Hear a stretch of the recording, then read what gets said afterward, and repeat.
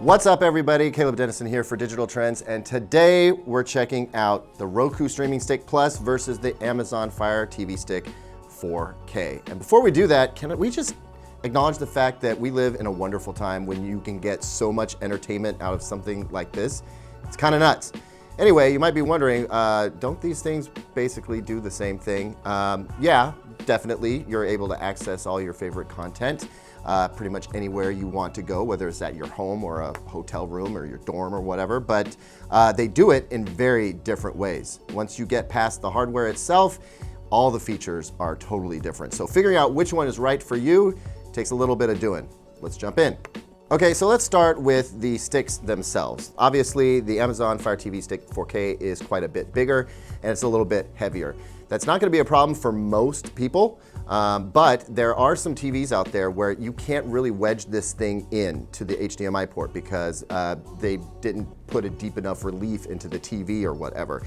I would like to point out that it does use micro USB for its power source. So we'll look at those cables here in a second. With the Roku Streaming Stick Plus, it's actually using mini USB, not micro USB, which is a little bit different.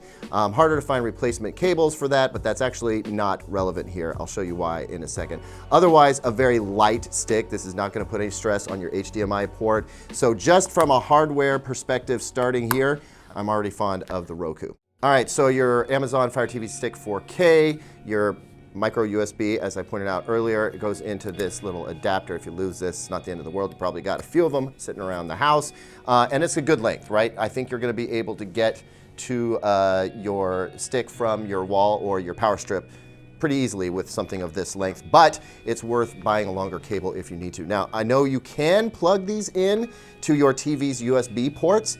I suggest not doing that because when you turn your TV off, unless it's got a special setting to alter this, when you turn your TV off, you turn off the power to the Fire TV Stick 4K. Same thing with the Roku. And what happens then is you actually have to wait for it to boot up every time you turn on your TV, which is why a constant power source for either one of these is a very good idea. Now, the Roku power situation is very different. And I'll just briefly step off and say, because the Roku is shorter, lighter, thinner, it doesn't really need an HDMI extension at all. You're not gonna have any problem plugging this into your TV. But when you do go to plug it into your TV, this is how you will power it. And one thing you'll notice right off the bat, other than the weird mini USB, is this thing in the middle. That's actually the antenna, which brings a lot of advantages. First of all, by divorcing it from the stick itself, you do get better reception, and that is clutch for when you're in a hotel or even a dorm and you're connecting to a centralized Wi-Fi system. So I really appreciate that. It's a little short though, don't you think? I mean, you plug this into your little dongle, you're definitely not getting to the wall with that, with your wall adapter. That is why Roku includes this extension cable. So this is just a USB extension. It gets you to the same length that you got with the Fire TV Stick 4K. Again, they make it this small because you could plug this directly into your TV, but I'm gonna advise you once again, go ahead, plug it in the wall, give it constant power. You'll be happy you did. All right, now let's talk remotes. Pretty simple, right? Not really. There's actually some stuff going on here. So the Amazon Fire TV remote, Fire TV Stick 4K, remote, has a little voice button up top. That's for Alexa. So you're gonna be able to use Alexa to scrub back and forth, actually find content. It's more than just voice search. You can actually control the device. And as a matter of fact, since we're talking about Alexa, sorry, I keep saying it and lighting up your devices, you can use any Amazon Echo products. So if you don't want to pick up the remote, you can use your Echo Dot or Echo Spot or Echo Show or Echo whatever to command Alexa to control your TV viewing experience, which is pretty stinking cool. So the Fire TV Stick 4K gets an upgraded remote. This is actually the old one right here. Not that much difference. And in fact, you can use this if you want to. You can even use this with an Echo Dot. But the cool thing with the Fire TV Stick 4K is that it comes with both power and volume keys, and unlike the Roku, a mute key. Now the Roku remote is a whole different beast. It's got a lot more going on for it. First and foremost, you see a power button here and volume keys. That allows you to control the power and volume of your TV, which is awesome. Let's say it's a bedroom TV, you don't have cable, and this is really the only thing you watch. you can pretty much ditch your TV remote entirely because it does everything that you need it to do since you don't need to switch inputs. It also has some hotkeys to different services here. Amazon doesn't do that because they just want you to stick with Amazon. But with Roku being device agnostic and platform agnostic, it just wants you to be able to get to your most popular services. Now, what's on here is Netflix, Hulu, Sling, and PS View, which is very cool because you've got two of the most popular live TV streaming services right there, along with Hulu, which also does live TV.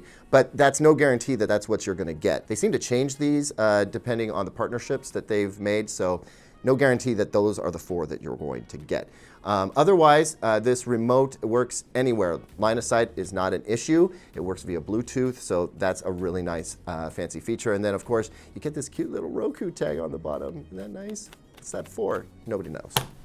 All right, so those are the hardware differences. And like I said before, once you get past the hardware differences, the real meaningful stuff is in how you use them. So let's take a look at that.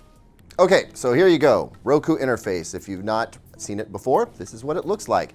It lays out all the apps. This is app-centric, right? And it has all of them right here for you. You can flip through them very quickly like you would channels, right? And if you want to move them, you just hit the Options key and hit Move Channel, and you can put the channels in any order you wish. But by default, it's going to put Netflix, Prime Video, and Hulu up at the top. Since those are really popular streaming services, that makes a whole lot of sense to me.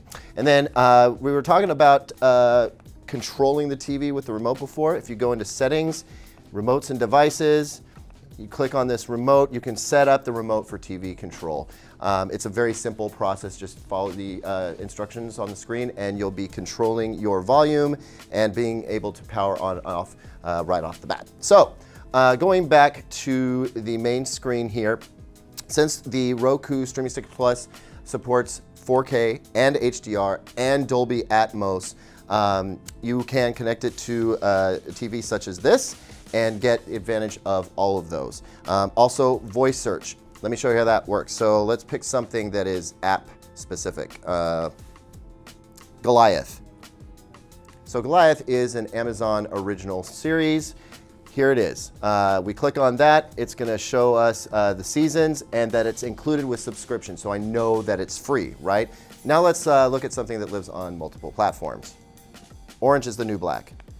Now, obviously, that's a Netflix original, but it is available from other places. And I wanted to show you this because if we click on the series, we see that it's included with the subscription, but you can actually buy it from these places. I don't know why you would want to, but this is just a great example of how Roku gives you what you want and tells you when it's free and where it's free, which I think is great. Why would you pay for something when it was available for free from some of your other apps? Here's another Roku feature that I really like and I think people don't use often enough. It's called Follow on Roku. And basically, if you are looking for a particular TV series or movie and you want to be updated when there's new content available, that's what it'll do. In this case, I'm interested in knowing when Into the Spider-Verse comes available on a streaming platform. So I'll voice search for that, Into the Spider-Verse.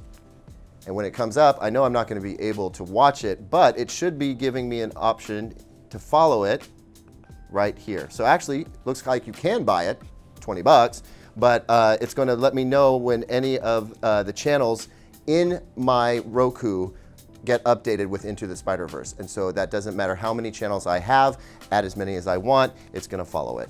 That's pretty slick. So you've seen some of what the voice search can do for you, and it uses natural language. So if I say, where can I watch Rocky? It'll find Rocky for me. It knows that's what I'm looking for. I can also ask it, what time is it? And it'll tell us what time it is. But it is not a smart assistant the way Alexa is. So it's not going to allow me to ask what the weather is like in a given city, and I'm definitely not going to be able to control other devices with it. The real story here is that Roku is both platform and app agnostic. It doesn't care where the content is, it's just going to show you where it's at and make it extremely easy to get to. You can also connect this to your hotel or dorm room Wi-Fi. They make it very easy by directly connecting to the Roku device, and then you can just input the information for your hotel connection. All in all, really great experience. Super fast and zippy. I mean, you almost don't need to step up to a Roku box when the Streaming Stick Plus is so freaking powerful, right? Now we've got the Amazon Fire TV stick on, and this is the Amazon Fire TV interface, at least this iteration. And what you're quickly gonna learn is that it's really all about Amazon. Yes, you do have access to all kinds of different apps, pretty much as many as Roku, but the experience is very Amazon-centric. First of all, this stuff right up here, home, your videos, DVR, movies, all that stuff, all Amazon. All Amazon, and this interesting sort of free dive, IMDb free dive, which allows you to watch certain shows with ads. That's kind of a new addition. But once you get outside of this, we pop down here, we do get access to stuff that we've recently viewed. That's pretty handy, I dig that. Here's the list of all the apps and channels. And then after that, it's 100% Amazon, Prime Original Series. Some featured apps and games that it wants you to get into. Because you downloaded this app, we do get some Netflix suggestions. But one really important thing, one big distinction I want to make about Amazon Fire TV is that you're constantly going to be having an ad down in this lower banner. Also, you can use this with Amazon's Recast, which is a DVR box that gives you access to all of the live TV in your area. In fact, we were looking at the news here earlier, but you can DVR your local TV stuff, as we have done, and access that at any time. That's something that Roku cannot do right now. You have to have a completely different media server set up and use Plex and all that stuff. Amazon bakes that right in. Also, as I mentioned before, you have the full power of Amazon's Alexa at your disposal. And so we can use that to search. Let's try searching Orange is the New Black, which, as we know, is a Netflix property. But as before, we would see where we could watch that in Roku. Let's see if this does the same. Yes, it's now putting Netflix first and foremost. You can scroll over, get to more ways to watch, and then it's gonna show you, just like the Roku did, where you can get it, but only at Amazon. All those other options are not here. So the search is kind of restricted to where you can watch it for free, and then just Amazon, the only paid option, Amazon. Now check this out. I decided I wanted to watch The Matrix. What am I watching right now? An ad for one of Amazon's original episodes. So this is another thing that you have to put up with sometimes. Every once in a while, there's going to be a pre-roll ad, and there's really nothing you can do to skip it. It's just, that's what's happening right now. So how do you feel about that? Make that a point of decision making. Now we're gonna be finally watching The Matrix. It's currently coming through in HD, although this does support 4K HDR. In fact, check this out. Your home screen is in 4K and Dolby Vision if your TV supports it, or HDR if it supports just that format, which I think is very, very cool. It's got a very nice interface to it. Now that we're watching The Matrix, let's see if we can get Alexa to help us out a little bit. Fast forward 45 seconds. And it did exactly that. Fast forward 45 minutes.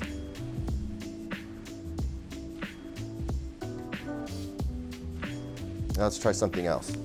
Pause. And it's paused. And of course, anything else that Amazon's Alexa can do. I can control anything in my house that is addressable by that system, and I can also use those devices to pull up content on this TV because it has Amazon Alexa integrated into it. So that's pretty slick stuff. When it comes down to it though, this is not as platform and app agnostic as the Roku, and I think that's one of the sticking points. Yes, you do get a lot more voice interaction functionality, and if that's something that you need the Fire TV 4K for that. If you want to be able to access your local channels, Fire TV 4K is the way to go. Also, if you want to integrate your HBO or Showtime subscription, you can do that here. You can access it from here, but then again, you can do that on the Roku as well. It's just going into a different app instead of staying on this one home screen to access it. At the end, if it's Amazon specific stuff you want, then you want the Fire TV 4K stick. But if you want a more agnostic experience, head back to Roku. So there you have it, Roku Streaming Stick Plus versus Amazon Fire TV Stick 4K. Which one is right for you really depends on the kind of experience you want. Generally speaking, I'm a fan of Roku. I think it's a super simple interface that anybody can understand the second they start to use it. Amazon has some unique Amazon tricks to it, and that might be a consideration as well. And as for price, you're looking at $60 versus $50 right now, so weigh that as you will. Either way, going with either one of these is going to give you a great experience. They both support all the major apps, and they're extremely easy to use. They're very zippy, they're very fast. I just happen to prefer the Roku. So since I have to call a winner, I'm going to call the Roku Streaming Stick Plus the best streaming stick that you can buy. Hey friends, thank you for watching this video. We really couldn't do this without your support. If you liked what you saw, please hit that like button. If you didn't like it, what's wrong with you? I'm kidding. Hit that thumbs down button. More importantly though, tell us in the comments what you liked, what you didn't like, and what you would like to see more of. And of course, ring that bell so you know when we're putting out good content, it's gonna come your way. Also, 2 videos we thought you might want to check out right over here. And as always, for more information about this and any other tech topic, visit digitaltrends.com.